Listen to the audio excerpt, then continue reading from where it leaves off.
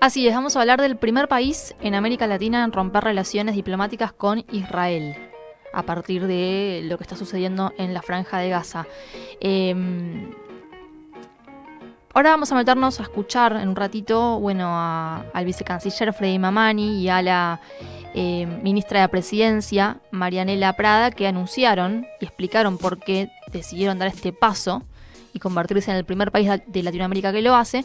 Pero antes vamos a hablar un poquito de las cifras, vamos a poner en contexto de lo que está sucediendo en Franja de Gaza hasta el día de hoy. Desde el 7 de octubre en adelante tenemos 8.525 muertos en la Franja de Gaza solamente, es decir, palestinos.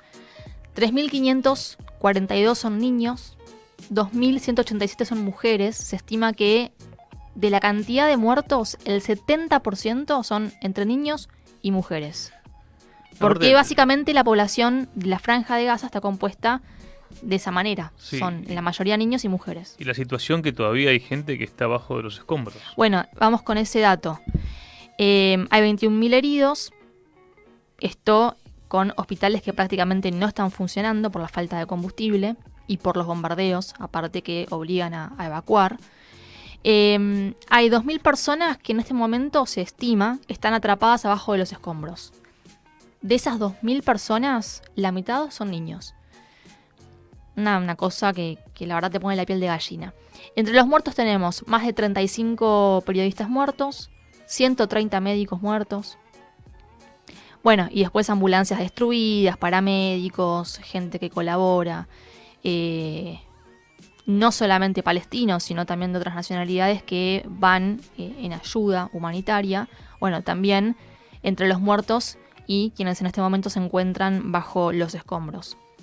Israel atacó deliberadamente 57 centros de salud, 15 hospitales y 32 centros de atención primaria que ya quedaron fuera de servicio porque nos concentramos mucho en la bomba que cayó particularmente en un hospital que dejó cientos de muertos, pero hubo otros ataques y aparte también hubo bombardeos contra un campo de refugiados. El mayor de los 8 campos de refugiados que hay es Jabalia, esto está al norte de la Franja de Gaza. Bueno, el martes hubo un bombardeo, murieron 145 personas. Después la violencia también llega a la parte de Cisjordania ocupada, donde ahí murieron 120 palestinos desde el 7 de octubre y en estos días, el martes, para ser más precisa, murió un hombre de 70 años, un anciano baleado en un operativo israelí y después un chico de 14 años. O sea, no es solamente Franja de Gaza, sino que, en todo territorio palestino ocupado hay muertes. Después el tema es qué va a pasar con la violencia en el caso de que se extienda, porque el temor que tiene Estados Unidos, si bien está protegiendo a Israel, está jugando el equilibrista, es proteger a Israel para que siga cometiendo estos actos que son crímenes de guerra y un genocidio contra el pueblo palestino, y al mismo tiempo evitar la escalada del conflicto. Muy difícil que eso suceda, porque mientras tanto, Israel también está combatiendo con el movimiento islamita libanés Hezbollah. Hay intercambio de disparos constantemente en esa frontera. Y después está Estados Unidos bombardeando blancos en Siria que dice están vinculados a Irán. Por otro lado también están los chiitas hutíes de Yemen, que también reivindicaron algunos ataques contra los israelíes. El tema es, Estados Unidos diciendo que las tropas estadounidenses fueron atacadas 14 veces en Irak y en Siria, donde todavía hay soldados estadounidenses.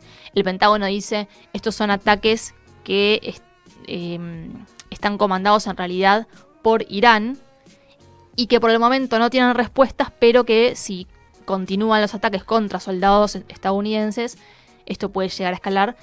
Pero como el Pentágono no quiere eso, por el momento no pasa nada. Simplemente hay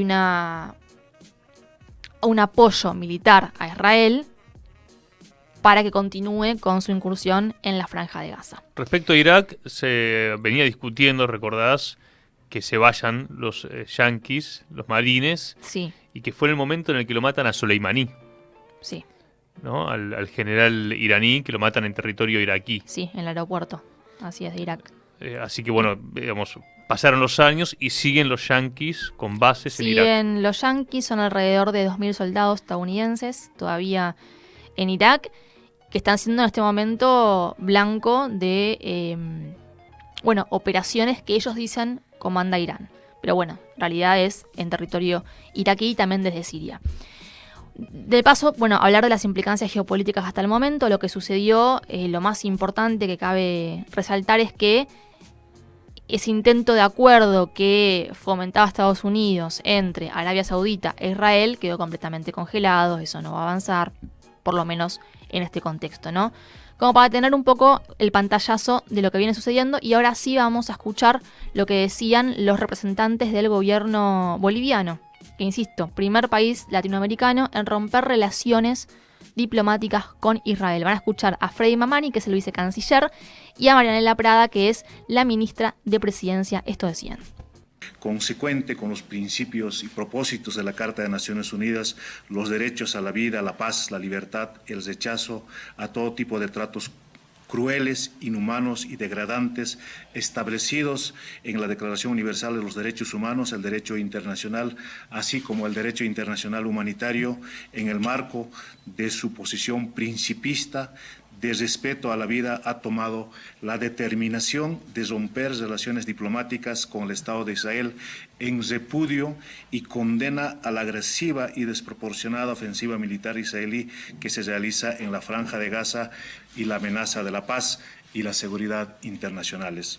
Instamos asimismo a nuestros países hermanos, amigos y miembros de procesos de integración a los cuales pertenecemos, a producir una acción colectiva que también desde el sur coadyuve a la pacificación en la región, como lo hemos expresado en la CELAC y en distintos espacios de integración como UNASUR, como el ALBA, de declararnos como territorio de paz, buscando soluciones estructurales a los conflictos, buscando que se respete nuestro derecho a vivir en paz y buscando también sanciones contra los responsables de los crímenes de guerra que se están cometiendo contra el pueblo palestino, no desde ahora, sino desde hace muchísimos años, y evitar un genocidio.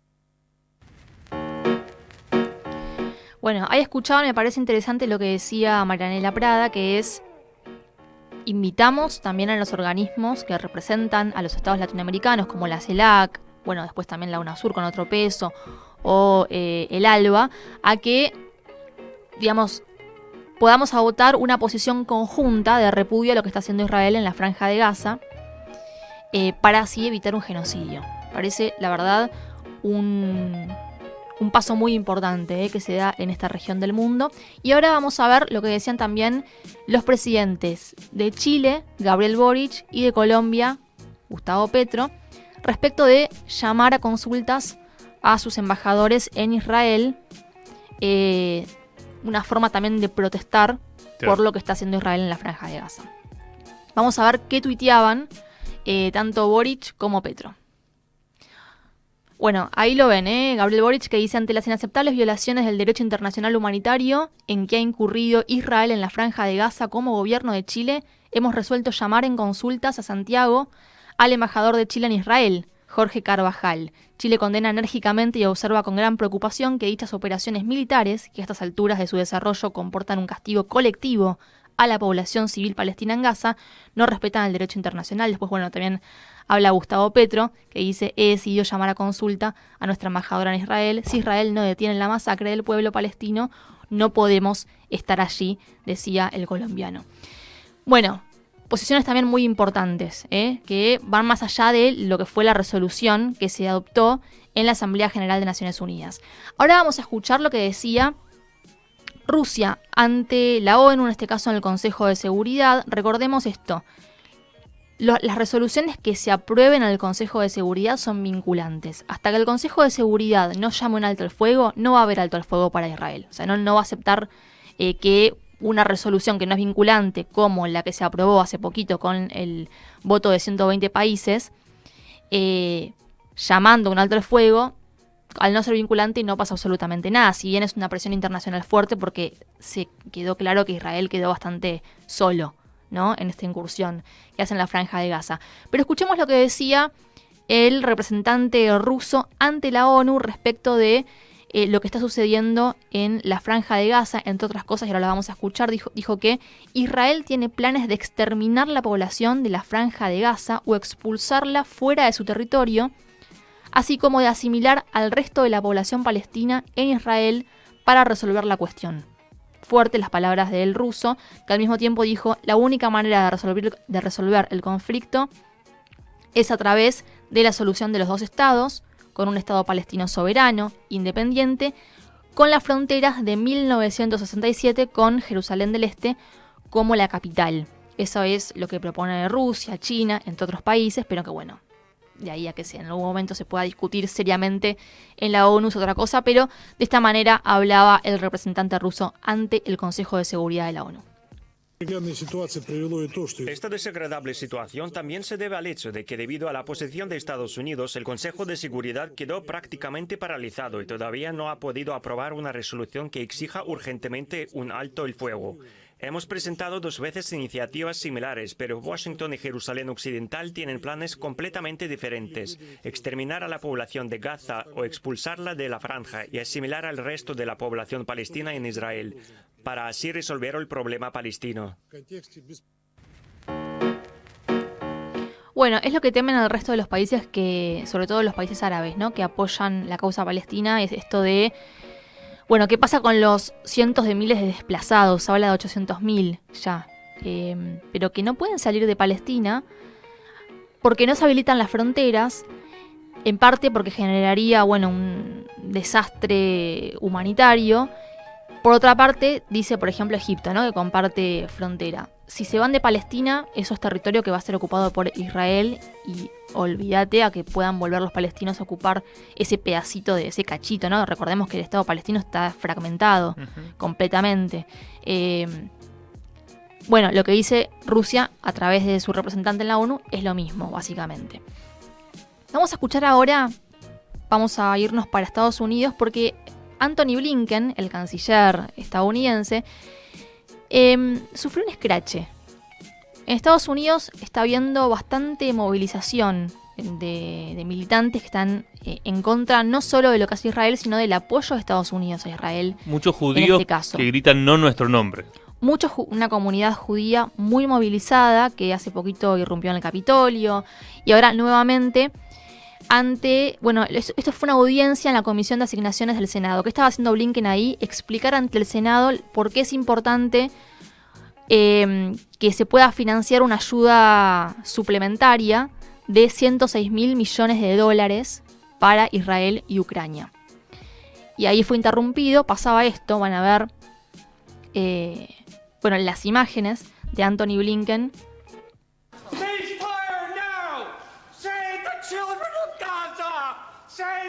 Salven a los niños en Gaza, se escucha mientras, Antony Blinken está ahí con cara de piedra, ¿no? ¿Dónde está el orgullo de América, de Estados Unidos? Bueno, después una mujer que dice, el mundo exige un alto al fuego, el pueblo estadounidense no quiere apoyar esta guerra cruel.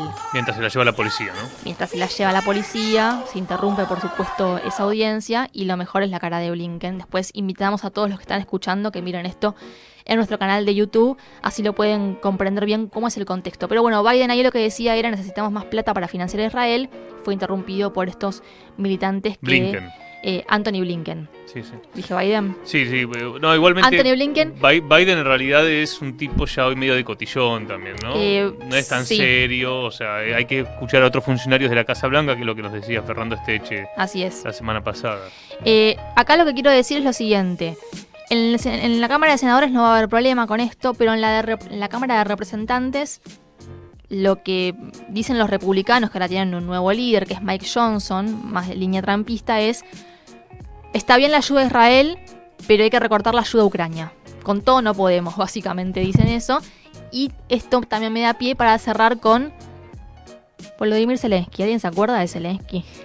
Quedó medio opacado. Levanta la mano diciendo, muchachos, no me dejen solo. Se siente solo y traicionado. Estas son las palabras que utilizó Epa. un asesor, un consejero de Vladimir Zelensky, que habló con el diario Time, es una fuente anónima, pero dicen eso, se siente solo, traicionado, siente que lo abandonaron, lo dejaron sin medios para ganar la guerra, solo con recursos para sobrevivirla. Habló de esto Zelensky y escuchen lo que decía. La cosa más aterradora es que esa parte del mundo se acostumbró a la guerra en Ucrania. El cansancio con la guerra rueda como una ola. Se ve en Estados Unidos, en Europa, y vemos que tan pronto como empiezan a cansarse un poco, se vuelven como un espectáculo para ellos. No puedo ver esta repetición por 10ª vez.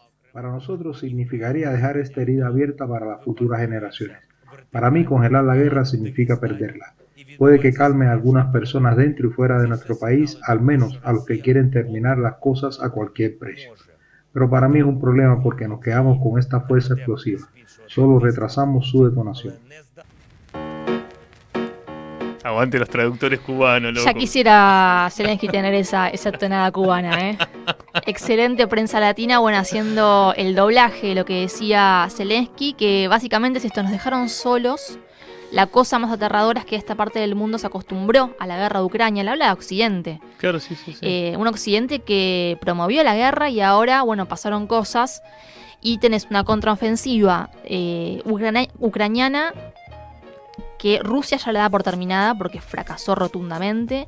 Y un Zelensky que dice, lo único que estamos haciendo es alargar la guerra. Esto a nosotros no nos sirve, le sirve a Rusia. Pero por el momento estamos solos. Sabemos una guerra que la única manera de que siga en pie es a través del financiamiento y la entrega de armas de Occidente, que ahora está más focalizado en lo que sucede en Oriente Medio. Veremos qué pasa después con Zelensky, pero fue esto un repaso y sobre todo poner el foco en lo que pasó en Bolivia, ¿no? Ojalá sea un primer paso para que la región en América Latina pueda tomar una determinación más fuerte respecto al genocidio que lleva adelante Israel en la Franja de Gaza.